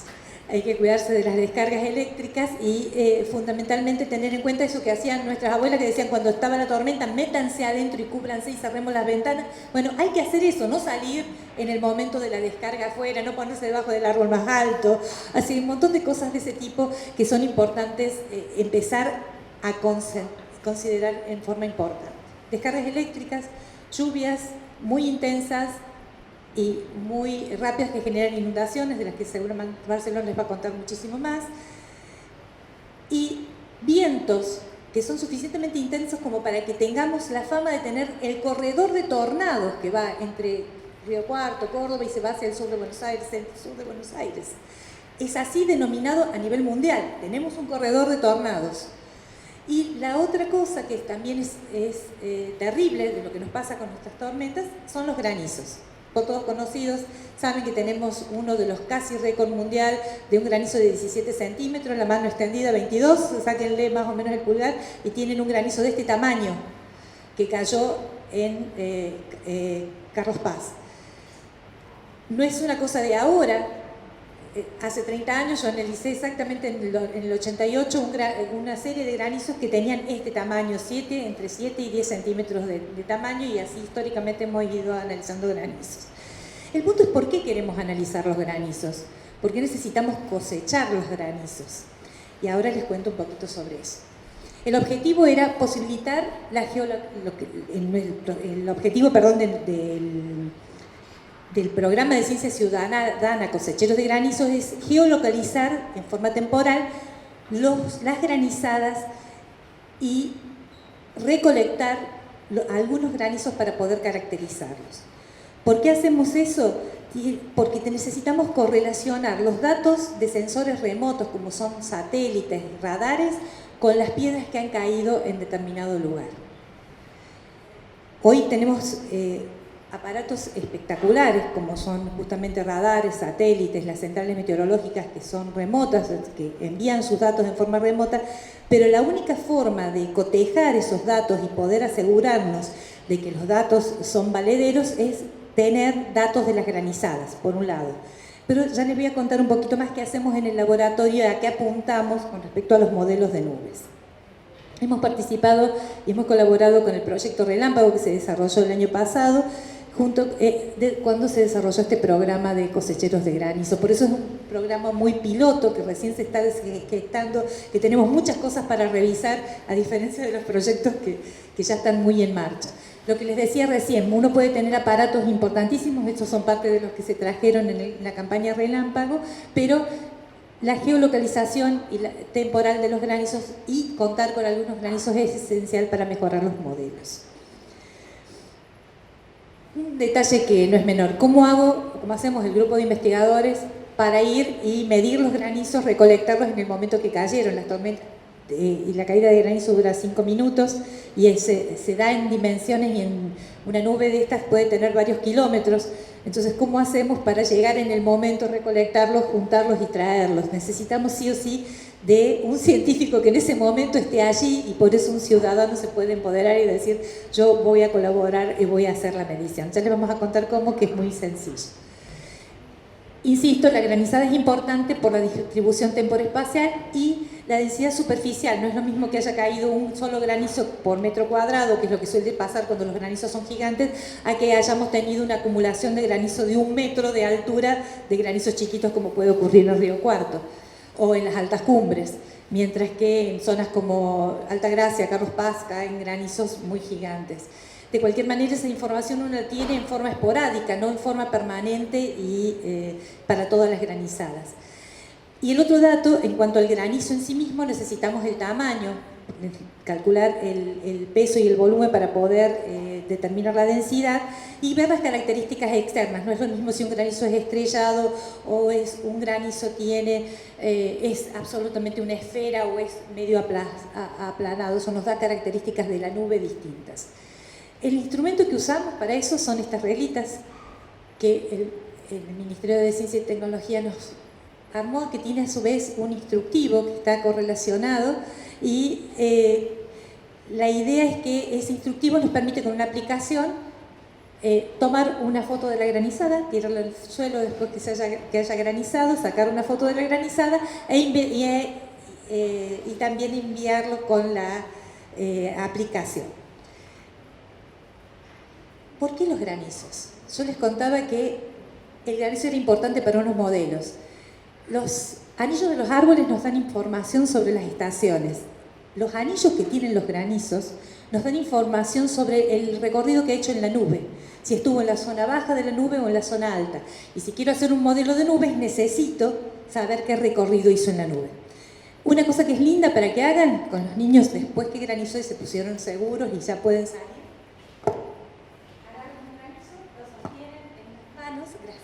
lo sostienen en las manos y lo funden un poquito de costados. Generalmente tienen forma de hamburguesa, diría mi alumno que es de Estados Unidos, de todo como una hamburguesa, entonces tienen esta forma, se llaman oblados, y uno los funde hasta llegar al centro y lo mira al sol. Después que graniza en general,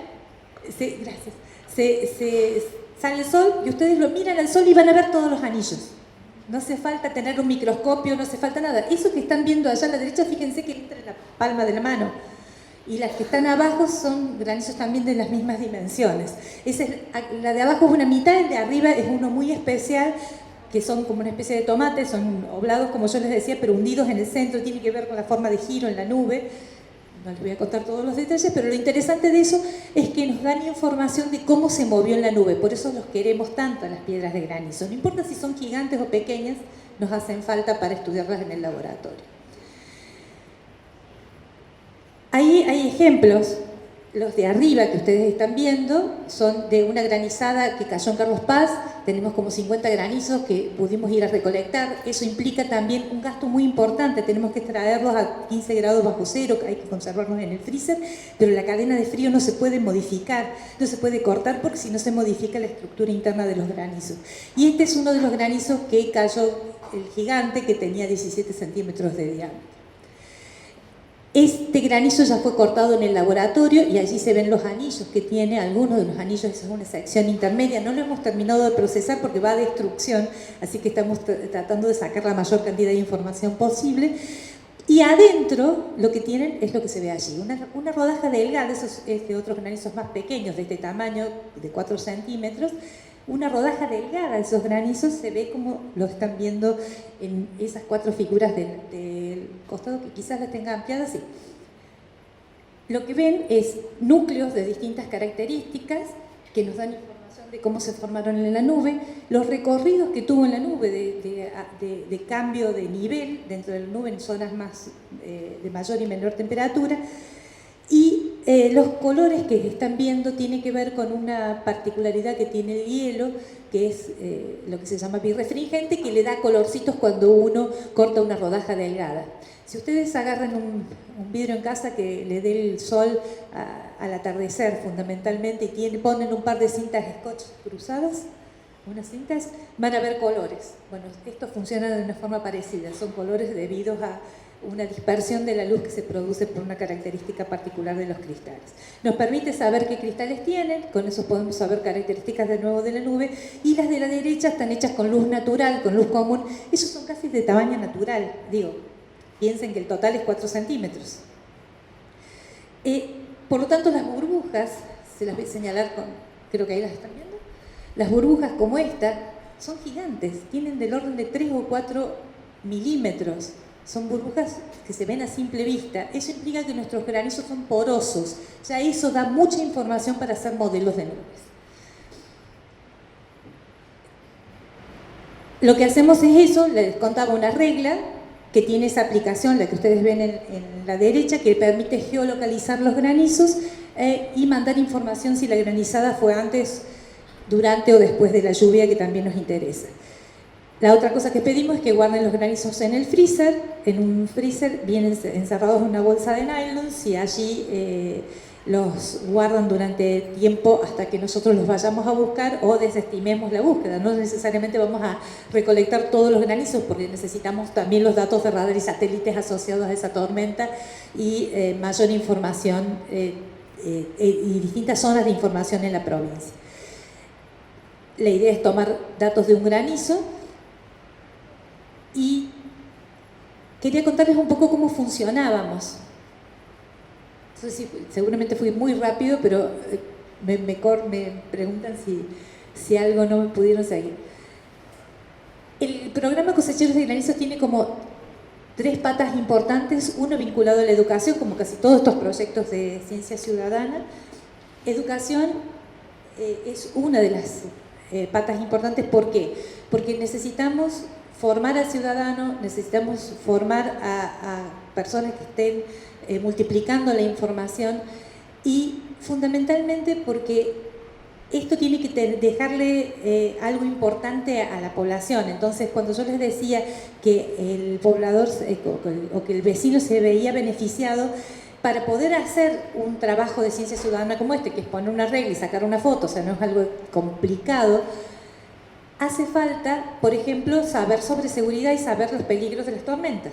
Entonces la persona debió leer el instructivo que dice toda esa información e interiorizarse de que en Córdoba, bueno, hay que ser respetuoso de nuestras tempestades. Y el otro, nosotros hemos sumado a estos proyectos que venimos desarrollando con el equipo de innovaciones educativas, en el que tenemos escuelas que hacen convenios con la universidad y trabajamos justamente en forma conjunta, donde docentes se incorporan al equipo de trabajo de la universidad, hacen tareas de capacitación ellos también y de multiplicación de la información, desarrollo de experimentos y de actividades que permiten enseñar de una forma más sencilla y más experiencial con los estudiantes. El programa en general está vinculado... ¿Ya cierro? Perfecto. El programa es uno de los que más desarrollamos, se llamaba Cuidemos el Ambiente con Ciencia y Conciencia. Obviamente estamos vinculados a proyectos de investigación básicos, como por ejemplo la calibración del radar RMA1, que es el radar meteorológico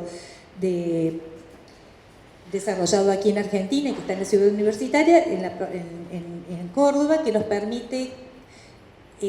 tenemos que terminar de calibrarlo y controlar las calibraciones, para lo cual es necesario contar con datos de granizadas y, por supuesto, el programa de ciencia ciudadana. Hemos tenido colaboración en forma colaborativa, hemos trabajado con el MinCit y la Universidad Nacional de Córdoba, y aquí lo que digo es en forma colaborativa porque no solamente se asignaron recursos quizás para becas o algunas ayudantías para estudiantes y para la generación, para la compra de reglas o la fabricación de reglas, sino que en realidad miembros del Ministerio de Ciencia y Tecnología cambiaron sus roles. Trabajaron en forma conjunta con estudiantes de la universidad, por ejemplo, técnicos en informática trabajando en forma conjunta con estudiantes de la universidad para entre ellos desarrollar la aplicación. Se adecuaron y readecuaron recursos, lo cual me parece que es muy valioso. Los choferes nos llevaron para hacer la logística de la recolección de datos y de muestras. En la parte de divulgación también se trabajó en forma conjunta, los estudiantes desarrollaron el material para un video que después se implementó en el ministerio. Entonces, con muy pocos recursos, porque no fueron tiempos importantes, se pudieron hacer cosas en muy poco tiempo, además, teníamos que desarrollar. Acá están en acción en estas áreas que les comentaba, desde hacer las mediciones en la cámara fría, se trabaja a 15 grados bajo cero, hasta el desarrollo de material didáctico que es utilizado para trabajar con las escuelas.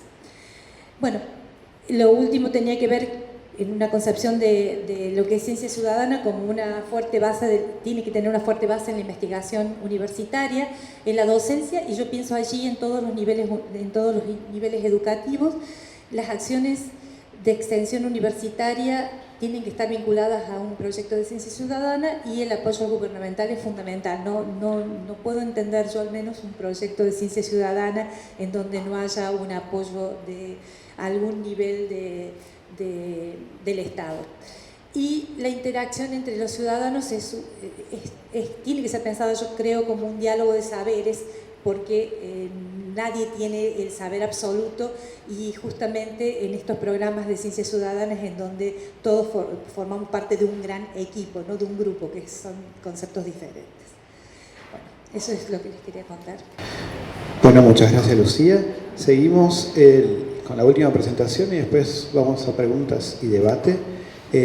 La presentación la va a hacer Carlos Marcelo García, es doctor en Ingeniería y especialista en Hidrología, y lleva adelante 3 programas de ciencia ciudadana, Mateo, Cazadores de Crecidas y Adopto Cuerpo de Agua como mascota.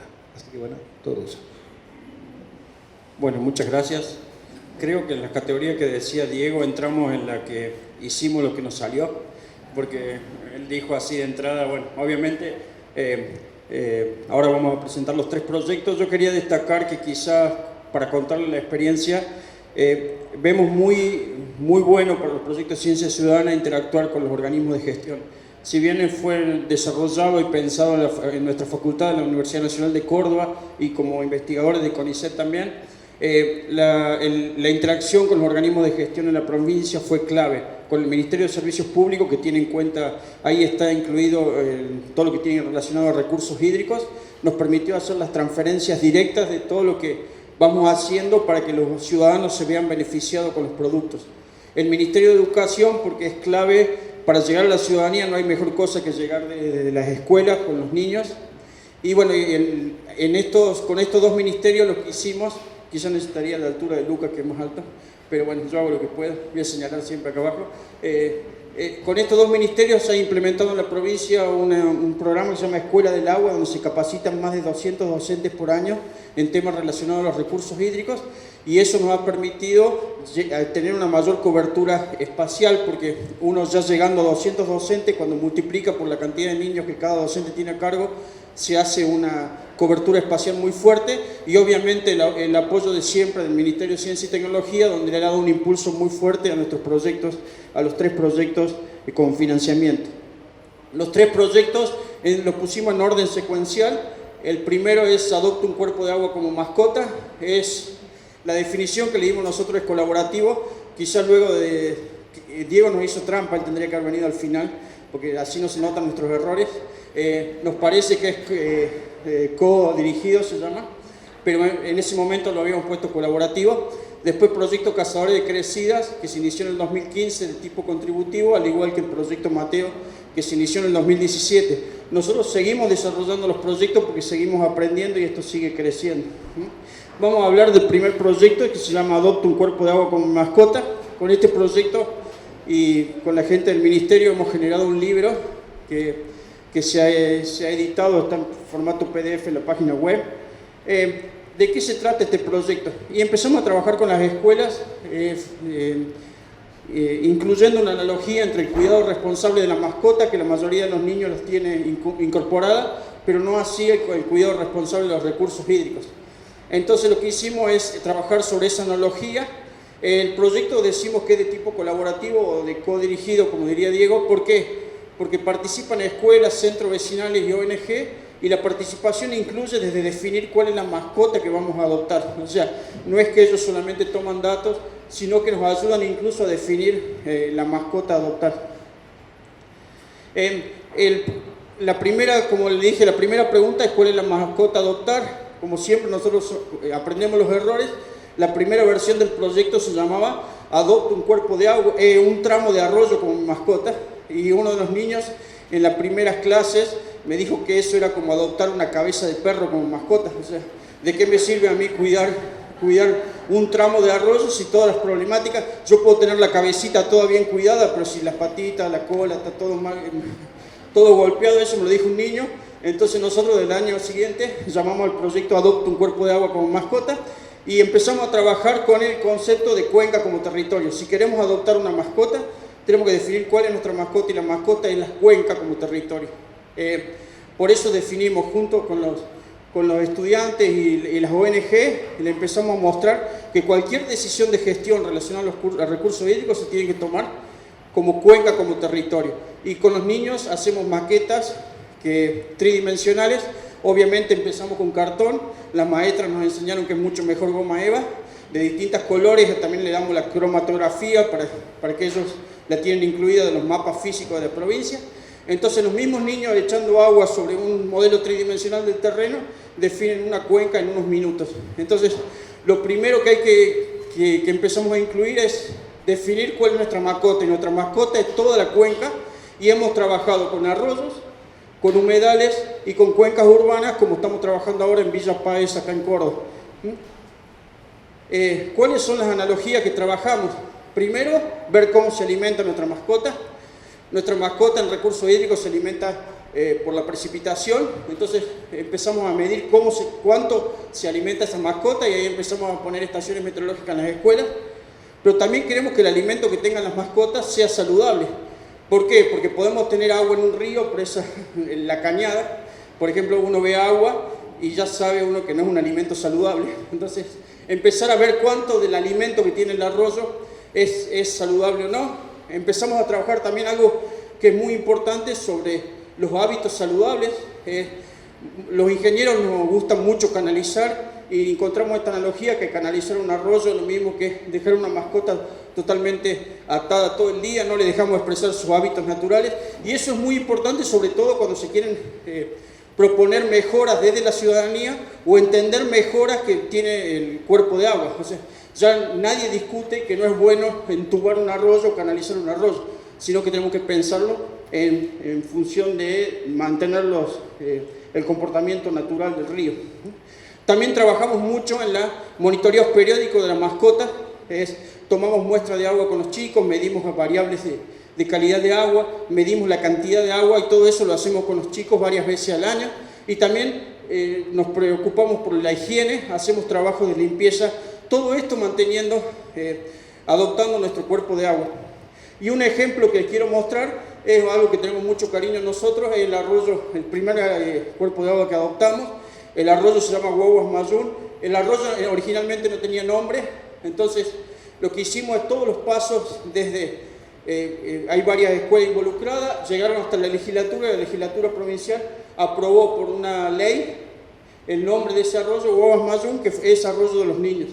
Bueno, lamentablemente el arroyo empezamos a adoptarlo en el año 2012, en el año 2015 se autorizó una urbanización en un año. Lo que provocó esa urbanización, un arroyo de 30 centímetros de ancho pasó a tener 5 metros de ancho. Y bueno, ¿qué pasó? ¿Qué hizo la comunidad ahora? La comunidad, hubo quejas formales, y bueno, ahora aparecieron algunos fondos de proyectos participativos. Esos proyectos participativos son proyectos que están muy de moda ahora en distintos lugares del mundo, para que la ciudadanía defina cuáles son las prioridades para ellos. Entonces estos fondos están disponibles para los centros vecinales para que decidan en qué lo quieren invertir. Este centro vecinal destinó a refuncionalizar el arroyo, pero ahí terminaba la participación prevista, en definir cuál es el proyecto. Ahora nosotros estamos trabajando duro para que la experiencia de estos chicos desde el año 2012 sea incorporada al proyecto, y ya los mismos chicos junto con el centro vecinal están definiendo cuáles son las medidas de refuncionalización. Obviamente al principio pensaban en entubar, canalizar, todo eso que los mismos niños y el centro vecinal ya dijeron que no es una opción como positiva. El segundo proyecto se llama Cazadores de Crecidas. Bueno, los que son de Córdoba saben, este es el arroyo San Antonio, en Cuesta Blanca, en Carlos Paz. Un día de verano, unas pocas horas después, nos encontramos con el mismo río con más de 6-7 metros de crecida en unos pocos minutos. Entonces, nuestra zona se caracteriza por tener procesos de crecida repentina con alta variabilidad temporal de los procesos. Esto es un video que filmamos, que es el mismo arroyo un poco más abajo, donde se ve que en menos de 5 minutos el río subió más de 3 metros. Entonces, eso también hace que sea dificultoso, como decía Lucía, llegar al lugar en tiempo y poder captar estos procesos. Este es un caso emblemático también, que es el río Ceballos en la provincia de Córdoba. Lamentablemente fue un evento trágico, hubo varios muertos. Esto lo grabó una persona que yo, como decimos que hay que beneficiar a los ciudadanos, me comprometí a hacerle publicidad. Es una fábrica de pasta que está en Río Ceballos, San Martín 4700, por si hay que beneficiar a los usuarios y agradecidos. Esta persona se subió al techo de la fábrica de pastas y grabó este video durante la crecida. Es el único dato que hay para poder cuantificar el caudal. Entonces dijimos, bueno, todo este aporte ciudadano, ¿en qué nos puede ayudar? Nosotros justo en nuestro grupo de trabajo estamos desarrollando una técnica de velocimetría. Es una técnica para medir velocidades del agua superficiales en base a videos generados con cámaras digitales. Entonces empezamos a ver la posibilidad de implementar esta técnica LSPIB con registros generados por la población. Entonces, ¿qué hacemos? Bueno, si tenemos varios actores ahora en Sierras Chicas, que ya hemos contactado, todos estos actores con cámaras, con sensores de imagen que están disponibles ahora todo el mundo bueno, no todo el mundo, pero un gran porcentaje de la población cuenta con sensores de cámara. Entonces, ya sea celulares, cámaras digitales o hasta algún dron, uno podría tener información clave, como fue en este caso el río Ceballos, para poder cuantificar las crecidas. Sobre todo en procesos que tienen alta variabilidad espacial y temporal, que no nos permite llegar a los investigadores. Entonces, ¿cuántas etapas de colaboración nosotros tenemos previstas? En este proyecto tenemos 3. A una, obviamente acá hay problemas quizá de nomenclatura, pero nosotros les dijimos, la primera la llamamos grabación espontánea. ¿Esto qué significa? Uno de los tantos turistas que visita la Sierra de Córdoba se encuentra con que el río está crecido, saca un video y nosotros después lo podemos utilizar para estimar cuál fue el caudal de la crecida. El video tiene que tener unas simples características, como que se vean las dos márgenes, como que el paneo no sea significativo, solamente el movimiento y vibración de la mano. Toda esa información está disponible en una página web y las personas pueden subir ese video. Lo que hemos notado que no por WhatsApp, porque WhatsApp cuando comprime daña la imagen, pero con cualquier otra técnica, un correo electrónico, subiéndola a YouTube, estos videos son muy útiles. Lo que hemos notado nosotros es que necesitábamos por ahí capacitar un poco más a las personas y lo que hemos hecho es decir, bueno, ¿quiénes llegan primero cuando hay una crecida? Y llega Defensa Civil, bomberos, policía. Entonces lo que hemos decidido es capacitar a Defensa Civil, bomberos y policía de una amplia región de la provincia de Córdoba y ellos son los que primero llegan y ya hemos definido sitios donde ellos van a ir a sacar imágenes. Entonces, ¿qué pasa? Mejora muchísimo la calidad de información a medida que pasamos del espontáneo acá, pero disminuimos la cantidad de actores. Entonces, y la tercera opción, que es la que estamos trabajando también ahora, es con estaciones fijas, o sea, con cámaras fijas. Esto hay puesto uno en la Casa de Gobierno y hay otro puesto en la Cañada. Entonces, obviamente, la calidad de esta información va a ser mejor que esta de aquella, pero acá tenemos pocas cámaras. Estamos trabajando también con cámaras de vigilancia. El problema que tenemos es que si es una cámara del tipo de policial, únicamente para sacar información ahí necesitamos una orden judicial. Y eso genera un tipo no podemos tener accesibilidad. Lo que sí estamos trabajando mucho con las cámaras de tránsito. Las cámaras de tránsito sí son accesibles. Y finalmente nuestro querido Proyecto Mateo es muy querido porque uno de los chicos que trabajaba con nosotros en Adopto, un estudiante secundario de la provincia de Córdoba, falleció el 15 de septiembre de 2017.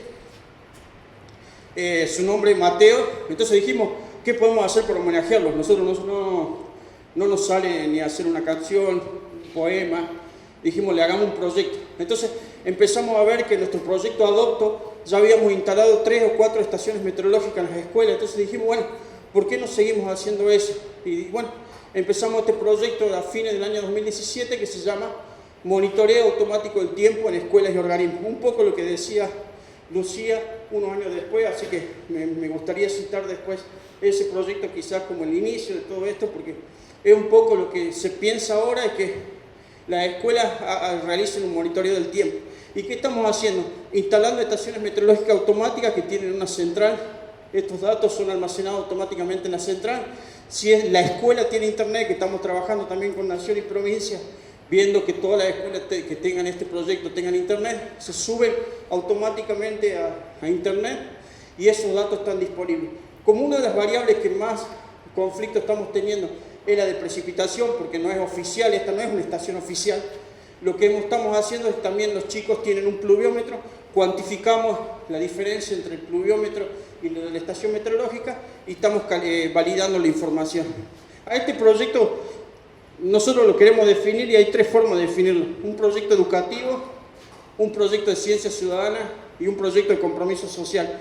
¿Por qué es educativo? Porque están trabajando acá escuelas de nivel inicial, primario, secundario, y acá hay chicos que nos están acompañando que son los estudiantes universitarios de grado y posgrado.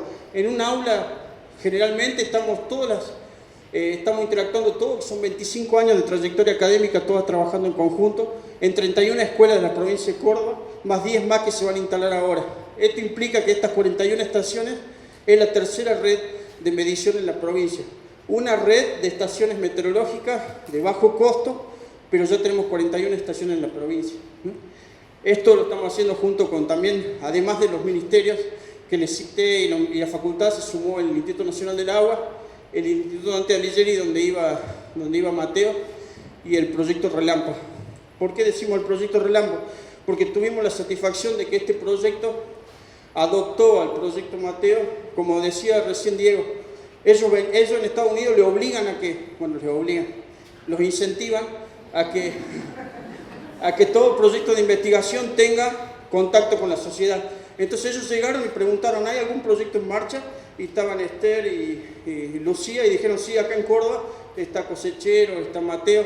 Entonces ellos lo que hicieron es no empezar un proyecto de cero, sino adoptar nuestros proyectos como brazo educativo de ellos. Entonces, esto es la página oficial del proyecto y ellos adoptaron este proyecto. Y los datos de Mateo los están usando los investigadores para consolidar algunas informaciones. ¿Por qué? Porque ellos mismos nos transmitieron esto. Ellos vinieron con 4 camiones, 3 radares, las camionetas, estaciones, más de 30 estaciones avanzadas. Pero ellos mismos dicen que ¿de qué sirve todo este instrumental si el foco de la tormenta se está dando donde no están los instrumentos? Entonces, ¿qué mejor que tener a toda la población con una cobertura espacial mucho mayor y esos datos disponibles?